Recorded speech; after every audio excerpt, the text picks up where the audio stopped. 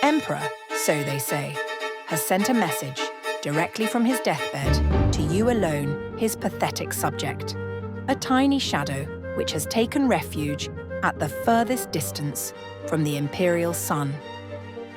He ordered the herald to kneel down beside his deathbed and whispered the message to him.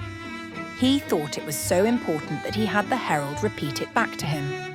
He confirmed the accuracy of the verbal message by nodding his head. And in front of the entire crowd of those who have come to witness his death, all the obstructing walls have been broken down, and all the great ones of his empire are standing in a circle on the broad and high soaring flights of stairs.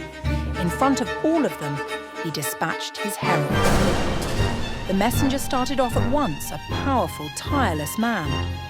Sticking one arm out and then another, he makes his way through the crowd. If he runs into resistance, he points to his breast where there is a sign of the sun.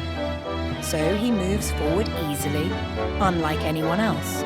But the crowd is so huge, its dwelling places are infinite. If there were an open field, how he would fly along, and soon you would hear the marvelous pounding of his fist on your door. But instead of that, how futile are all his efforts. He is still forcing his way through the private rooms of the innermost palace. He will never win his way through. And if he did manage that, nothing would have been achieved. He would have to fight his way down the steps. And if he managed to do that, nothing would have been achieved. He would have to stride through the courtyards, and after the courtyards, the second palace encircling the first, and then again, stairs and courtyards, and then, once again, a palace, and so on for thousands of years. And if he finally did burst through the outermost door, but that can never, never happen.